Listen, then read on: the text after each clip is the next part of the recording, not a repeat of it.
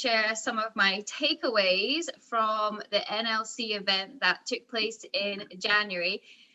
Honestly, there were so many great trainings, so many incredible presenters and guest speakers. I literally filled an entire notebook full of events and notes that I'm still actually going through and working my way through with my team. So it is an incredible event. It's one that I would absolutely strive everyone to work really, really hard to get to that event, because I think it was just really, really valuable training from everybody. And for anyone who doesn't really know what it is, it's a new leaders conference. It's for any coaches that are 1-star. I think it used to be 2-star, so I'm glad that they made that to 1-star so I could be in there.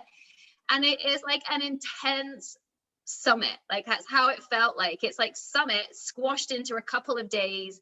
And it was just an incredible experience, and I feel really, really privileged to have been a part of it. So in order for you to get to this NLC event, I think you have to make that decision to go for it and be completely committed to that goal of getting to 1-star. This hasn't been an easy journey for me to get there. It took me a long time. So I think you have to be really, really resilient. You have to be, as I said, 100% committed to doing it, to have that vision and belief that it is going to happen and it will happen. But be aware that there are going to be days, maybe weeks, maybe months, when it feels like your goal is getting further away from you. But you have to stay committed to it. Trust the journey. And if that is something that you feel you struggle with in coaching, so you set yourself a goal and then maybe you're not very resilient when it maybe doesn't happen in the time frame that you've set yourself, I would honestly recommend this book, The Miracle Equation by Hal Elrod. He's my favorite author, I think, at the moment, but he really, really does encourage you to focus, like to set big goals. I think that's really, really important, but to think about the journey that you need to take in order to get to your goals. And I think that's very, very relevant with coaching when we're looking at rank advancements and even hitting Success Club or even bringing on new customers, whatever it is. Stay committed to that goal. So the first thing I learned from New Leaders Conference is you have to be willing to put in the work. It is no like mucking around now. Like, you have to be super committed. Like, you hear when you get to Emerald, the goal is not to stay at Emerald, it's to try and get to Diamond. And it's the same when you get to Diamond, the goal is not to stay at Diamond, it's to get to 1-star. And when you get to 1-star, the goal is to get to 2-star, then it's to get to 5-star. So you have to have that work ethic behind you. You have to be willing to put in the hard work.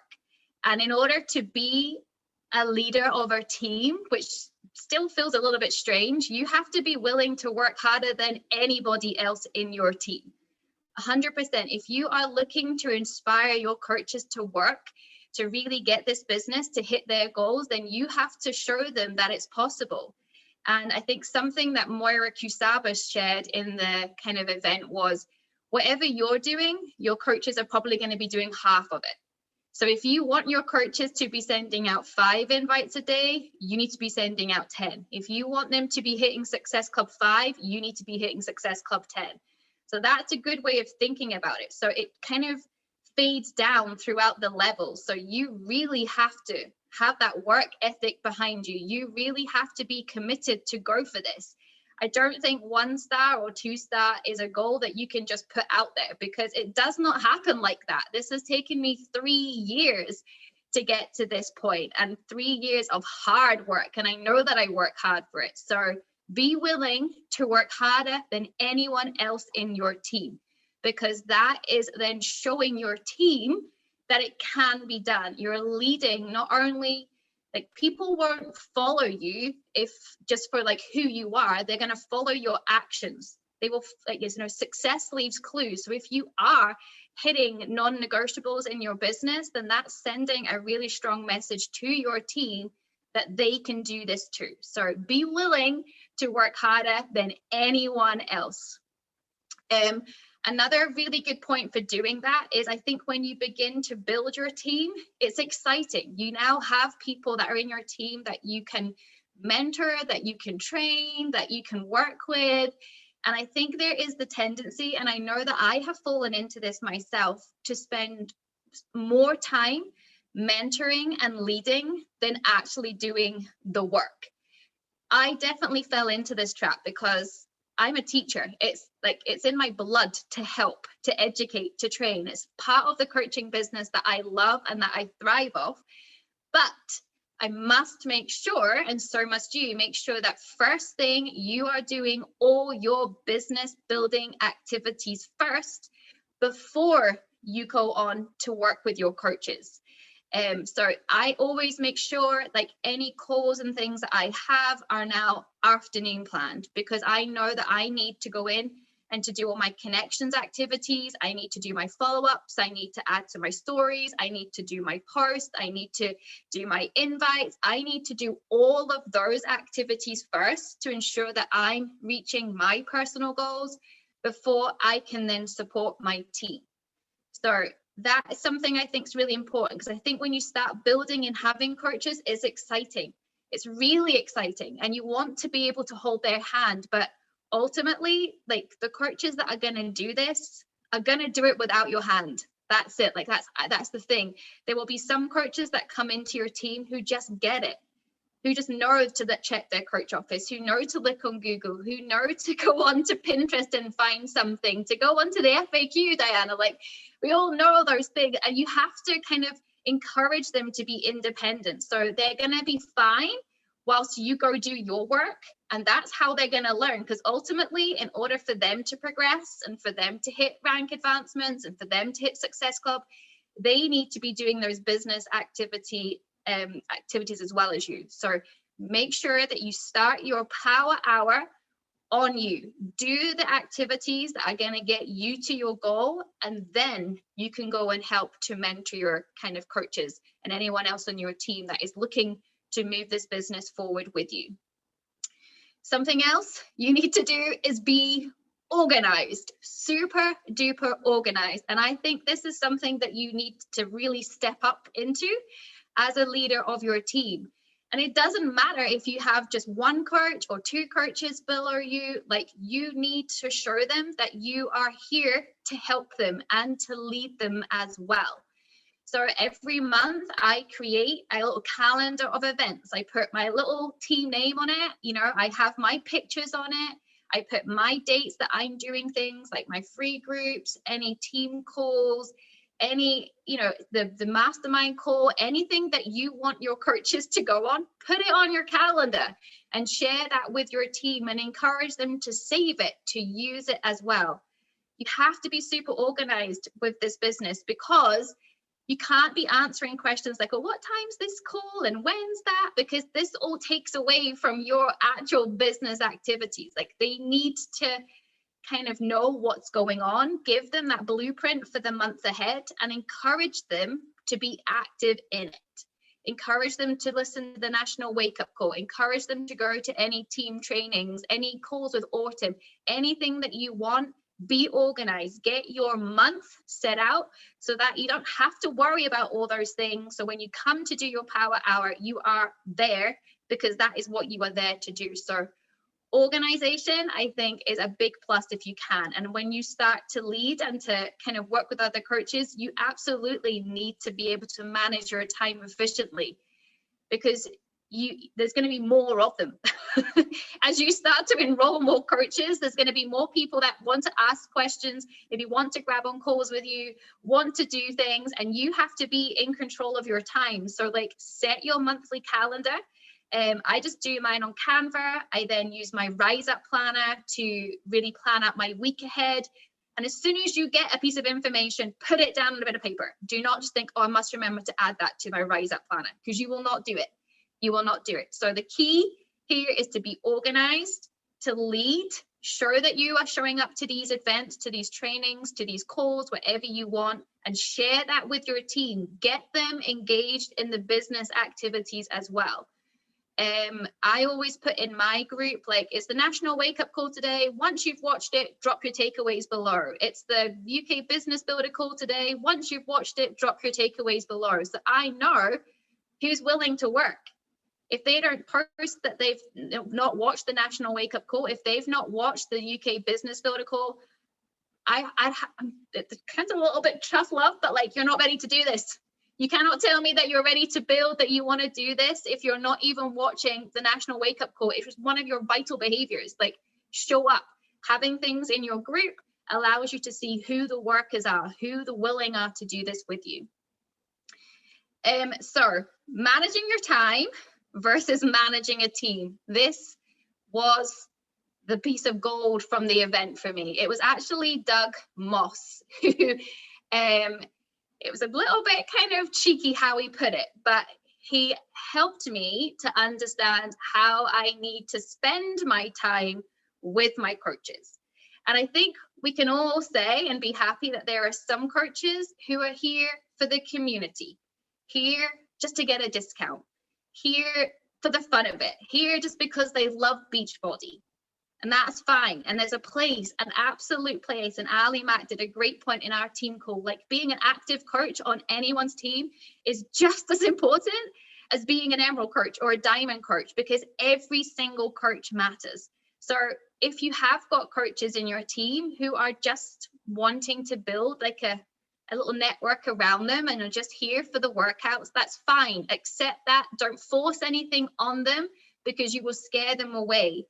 But also acknowledge that if they're not going to build and they're not working with you towards your goals, they don't get to take up hours of your time. You need to let them know that you are there, drop you a message. I can send you a quick message back, but you shouldn't really be spending hour-long calls on somebody who is not building, has not maybe got to Emerald, has not maybe hit Success Club, because they're not doing the behaviors that are required to build a team. And I know that's really, really hard to hear. And I find that hard because I think you want to help everybody, but it does help you to manage your time much more efficiently. You'll then have brand new coaches that come in, full of energy, full of fire. They are the coaches that you need to invest most of your time in, because we know that the first 3 months of a coach determines really a lot of success. They need to get those instant wins. They need to feel successful. You need to help them to get to those goals. These are the coaches that you should be spending your time on, making sure that they're excited, getting them up in a free group, getting them involved in all the trainings, getting them involved in maybe an Emerald call, anything that you have a goal for. Engage with those coaches all the time, because that's where your time is best going to be spent as a leader, is getting someone in, getting them to hit those like milestones that they want to work towards, and getting them to feel successful. You may have coaches, and I'm going to explain this like as if in terms of me and Diana. I've been in here from day one. I don't need, this is going to sound, but I don't need Diana to help me. Like I kind of have my own vision. I will ask her questions, but that's really as far as it needs to go. Like, it needs to be, hey, I don't know what I'm doing. Help me. Like, what happens this? There's something in my coach office. Someone's added a coach in twice. How does this work? That is time well spent, but it doesn't need to be hours again. Sometimes that time is just reassuring them, you're doing a great job. Keep going, keep doing it, giving them an answer. But again, it doesn't always require hours of your time to do it. And there will be coaches as well. These are the country club coaches that he called them, who have been in it from day one, who know what to do, know what Emerald is, know how to hit Success Club, know that they have to do the business activity tracker. And you cannot invest too much of your time again that way, because the only thing that they need to do is to work. That's it. They need to work. So he was like, that's maybe 10% of your time. Most of your time when you're going on it should be spent on those new coaches who are excited and eager and ready to go. And your successful coaches, just giving them that little heads up, giving them the like, yes, that's fine, go for it, you can do this, I believe in you. But the other time, it just needs to be work. So if you're only working an hour a day, a good way of thinking, that's 6 minutes. 6 minutes you should be given somebody who knows what they're doing, who's been in the business for a long time, to really go for it. And that was a mind-blowing moment for me, because I was somebody who was trying to have one-to-one calls with everybody, taking up half an hour for every call. And when you start to build a team, that could take me days to get through.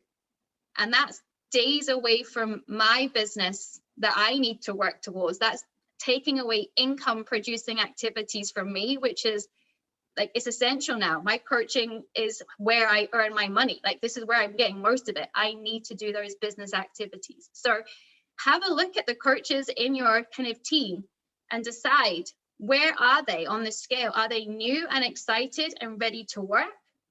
Are they experienced and working? Or are they just here for a little bit and need you just to give them a kind of, woohoo, well done, it's exciting? Or are they know what they're doing and the only thing they need to do is to work the business? Like, you need to plot them and know roughly how much of your time. And I know this sounds really, really harsh. It is really harsh.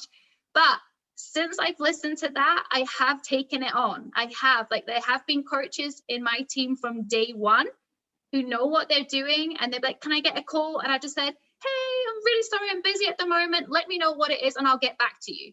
And they'd be like, oh, I just wanted to know which leg to put someone on. Okay, go check your office. Dun, dun, dun, dun. Literally, that took 2 minutes of my day, as opposed to sitting on a half an hour call with somebody going through it. So be aware of your time. Make sure that you're spending your time with the coaches that are genuinely in here to work. Support the ones that don't want to build a business, because they are just as important as anyone else in your team. You need an active coach. Trust me. When you start building, there'll be plenty of times when it's like, oh my God, I'm putting out fires. Like, now so-and-so is inactive, and now this one's inactive when you're going for qualification. So you need everybody to be active. So make sure that they know they're important, value. I know Nicola's laughing. We've all been there. It's like an actual brain ache. We've all been there. Like, make sure everyone is loved, included, build that community, do all the fun things that coaching comes, but just make sure that your time is being spent wisely, because you don't get that time back. You do not get that time back to muck around with.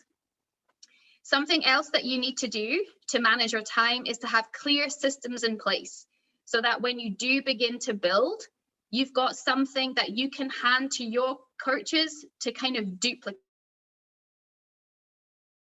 That's how it works. So we have a new coach guide. I've given that to all of the leaders in my team, so that if they have somebody who signs up as a coach, they've instantly got something that they can give to their coaches. It's duplicating. I don't need to do a new coach call with their coaches. They don't really need to do it. It's a case of having a document, having something in place that tells them, get them added to all the right groups so that they can see the information for themselves. Having clear things in place saves you days. So it was all about having systems. Holly Hillier, Moira Kisaba, Nicola Anderson, all they spoke about on the NLC trainings was having clear structures and systems in place to save you time, to ensure that you are spending your time on the right activities to get you to your goals, not their goals, your goals. New coach guides, getting them added to all the pages, and that naturally encourages them to be independent as well. If you have a good new coach guide, they have everything there ready for them. They know all the pages they need to be added. They know how to check their coach office. They know that they have to do this. They know when all the calls are. It's going to save you hours, literally hours of your time, if you can get something produced for them. And I think the next thing, which has been the biggest boost for our team, like January and February have just gone wild for Team Choose Fit Life. Like, literally, I can't even contain myself what's going on. Sharing your vision. Share it with them. I have put this out into the universe. I've even been brave enough to say on my stories, we're going to be a 5-star diamond team. We're looking for 5 diamonds in our coaches. Scared me. When I first wrote that goal and shared it with Diana, my first reaction was to delete number 5 and put 2. I was like, I can't do 5. And I was like, no, why can I not do 5? Why can't I do that? That's just limiting myself. So I put that vision out to our team. We are wanting 5 diamonds. When you say we want 5 diamonds, that's involving them in the journey as well. I cannot get to 5-star on my own. Cannot do it. It's not possible. And I'm not willing to do all that stuff myself. I need 4 other people. Andrew's a diamond. We've got Ali, who's a diamond. We need 3 more diamonds in our team. That's it. So we've shared our vision. We've said, who wants to do this with us? Anyone that says, count me in, they are included in my vision board. Their picture is up there. This is our route to 5-star. Your picture is there because you've committed to it. Let's go for it. And every time there is a new coach, boom, a new picture comes along.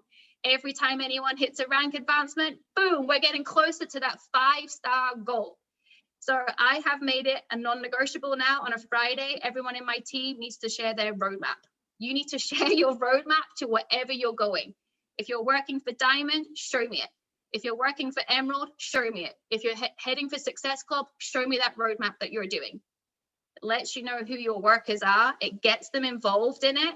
It's very visual. It allows them to see how simple it can be, because getting to Diamond can seem like something that's far away, but when you see it there in front of you, it's clear. It's super easy. You're just 3 people away. You're just 2 people away. You're 6 people away, whatever it is. But having it there and showing it every Friday, I think has been a big boost, because my team can see the growth each week. We've had emeralds going every single week through the month of February, because people can see it. People want to be part of that vision and that goal. And yes, it's scary putting it out there, but if you don't put it out there, it won't come back to find you. So look at creating little roadmaps with your team. Have it on there. This was something that Holly Hillier advised, and I think she had like 36 diamonds one year. Like, I know, right? So I'm going to listen to whatever this woman tells me. If she went from having 1 diamond one year to 36 the next year, I'm listening. So roadmaps, I think, are really, really important. And I think something that has really fired our team up, completely fired them up. And that really, Diana, I don't want to overcomplicate. Obviously, it was like a leaders conference, so a lot of it is not really relevant unless you're kind of got that business center open just yet. But I think that was my takeaways, is to make the decision to go for it, commit to that goal, even on the tough days. And like, I had this chat with one of my coaches who's like, oh, I don't think I can do this. I think I'm going to quit. And it's like, quitting is the easy option. That's the easy way out. That's saying, okay, you don't have to do the work anymore. You don't have to get uncomfortable anymore. You don't have to deal with failure anymore. Quitting is the easy way out. So commit to it, even on the days, and there will be days when you feel like throwing it all in. I have one of those at least once a week when I'm just like, oh my God, I hate this. If you haven't cried yourself to sleep, are you even a coach? That's what I always say to my team. If you've not, this is not working, like, commit to it. It's the journey, because those days when you do feel like throwing it all in are the days that will make you stronger. You'll learn so much for them. So just be prepared that there are going to be roadblocks and hurdles. Know that they're coming, but don't fear them. Don't worry about them. If you drop rank, if somebody quits, don't worry. It's going to happen. Be prepared for it. Just keep moving forward all the time. Commit to it. Put in the work.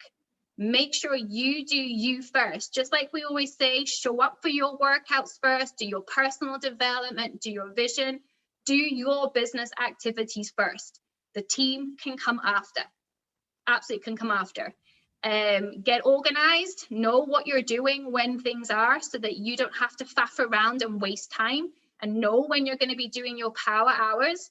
I always say to my boys, sorry, like, don't speak to me. I'm going for an hour. Unless there's like blood or a burn, I don't want to know about it. Like, that's the truth of it. I'm going. I just sit in my little chair here. I get a candle going. I get my glass of water going. I get my Rise Up planner. I get everything that I need. And it's just like, boom, vision on. Then have time for your team. Next thing, be aware of how you're spending your time with your team and be ruthless with it. Don't be mean. Don't be like, I'm not speaking to you because you're not doing the business. Like, don't be rude, but be like, okay, I can help you. Drop me this first of all.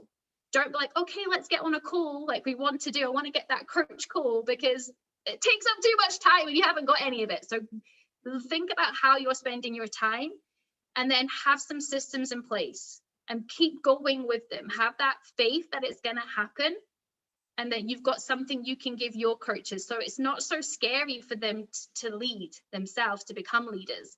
So like, I host my sneak peeks, but my team are invited to bring their prospects to it. So it's like, they don't have to worry about leading their own one yet until they feel ready.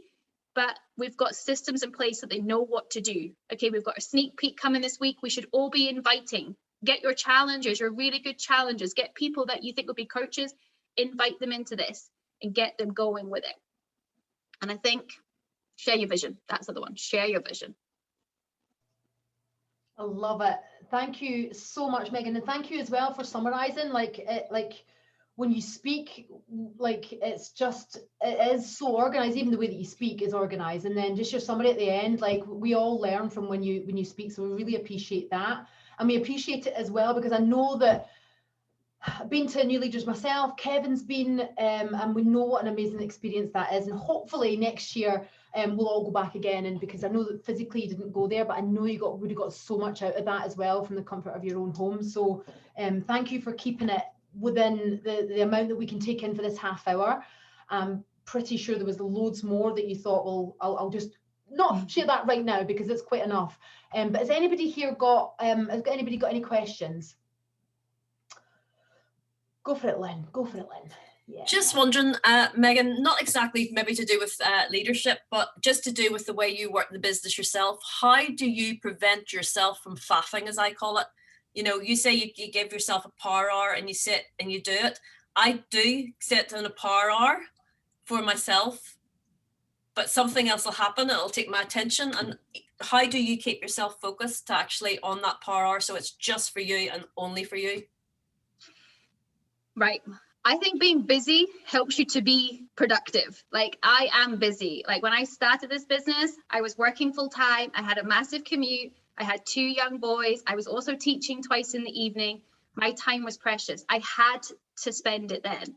But right now, I think as soon as you hit a little goal, my goal now is mainly income because this is how I earn it. So I know, like, if I'm faffing around, and Ali and I were actually having a chat the other day, like, there's that funny picture of the old man, I've forgotten what his name is, on the chair, and like Andrew showed me and I was like, who is that? He's like, how can you not know who this is? And I was like, I generally don't know. He's like, you're on your phone all the time. It's like, yeah, but I'm not on my phone like you. Like, I'm literally going in, following 50 people. I'm then making sure that I've commented and liked on all their posts, and then looking at who's viewed my stories, and then going back to see. I don't have time to look at this old man sitting on a chair. Like, what are you even on about? Like, so I'm like, this has changed my life. Like, this is how I earn. Like, this is it. I earn more coaching than I do teaching. So if I piss around, like, that has a massive, massive repercussion for me now. Like, I'm relying on this. So I have to be focused. I have to be driven. But I plan my time out. Like, I will get my area all clear. Like, as I said, I've got a little fern cotton energized candle that I light. I get my water with my lemon. I get my footstool. I shut the door. I sometimes even put something in front of the door. So even if they try to open it, they're not coming in. And they're warned. Like, I know for people with kids, I will say to them, do not disturb me. Do not disturb me. I'm busy. Oh, you're always on your phone. I'd be like, well, do you know what? That's how I paid for your trainers last month, Toby. So, like, get on with it. Like, clear off. Leave me alone for half an hour. But, like, be quite strict with it. But if you're distracted, get them out. Turn off your computer. Like, what's distracting you? If it's the birds, close the window. Pull the blind shut. If it's your office emails, don't do it in the office. Like, I have to come into my room here because I can't hear the TV. I don't see anything. I can't, like, it's just my little space. So find, whatever is distracting you, get rid of it.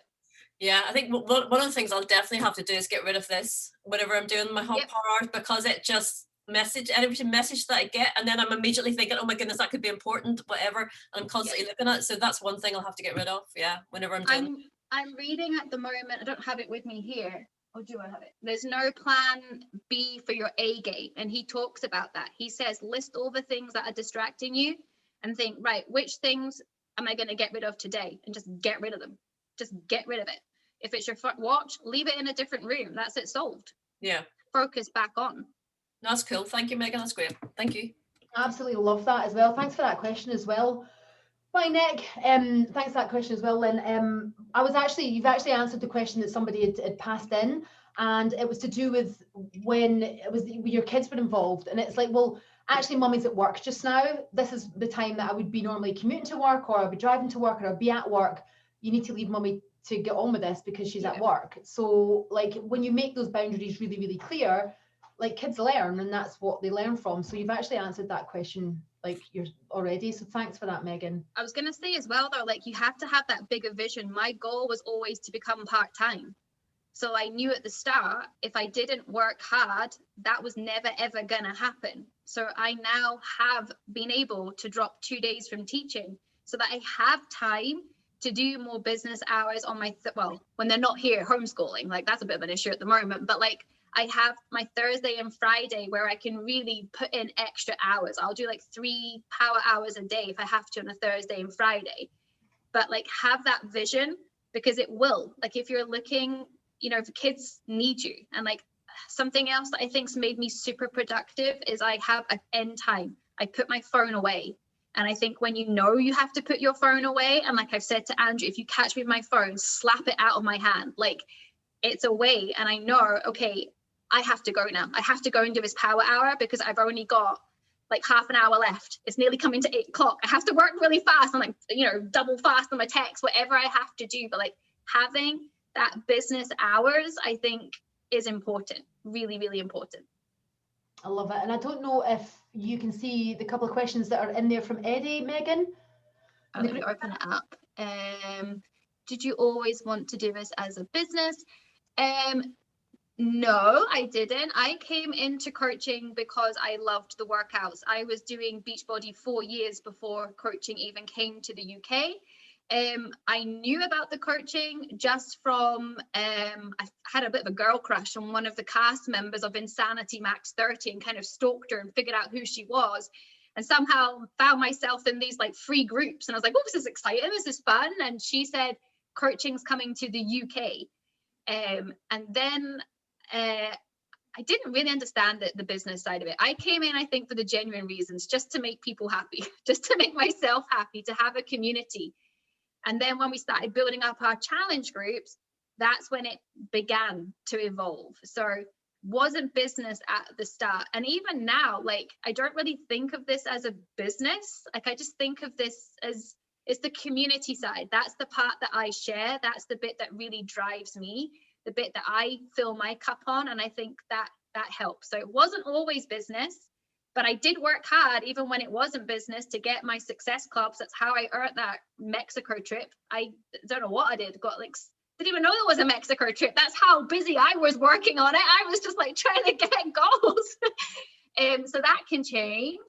How do you keep yourself authentic rather than selling? Be you. I did a team call training yesterday, actually, for my friend Cassandra about finding your voice. And I think that's it. Like, I don't try to be something that I'm not. I did at the start. I did try and be like Diana, and I did try and be like, yeah, come join us. And it didn't work because I wasn't like that. And I was bringing on people who were like, yeah, we're just going to have a gin, thanks. Like, it didn't work. So like, you have to find your voice and talk about the business in your way. I don't talk about business and rank and all that because it doesn't really, that side of it, although it is important, it's not what appeals to me. It's the community side. So whenever I talk about coaching, I always talk about the fun things that we do as a team, or the memories that we've had, or the plans that we've got going forward for this. So find your voice. Don't try and talk about, if you don't like talking about finance, don't talk about finance, because it will come across that you don't like talking about finance. Whatever it is, if you love the live events, then that's the part you need to talk about, because that's what's going to find people who also love the live events and want to be at those live events with you. So like, find your voice. Don't, talk about the parts of the business that you love And people will pick up on that, and you'll find the people that want to have that with you as well. Oh, spot on, Megan. Thank you so much. And listen, thank you so much for your time. So many takeaways here. And I know that everybody is going to be just gushing about you in the event and Team Livewright as well. So thank you for your time. I hope that you guys will share the recording when we pop this in. Thank you, Megan, for everything that you've put into this. I know your time is super precious, and we are bang on time ourselves. So I'll stop the recording and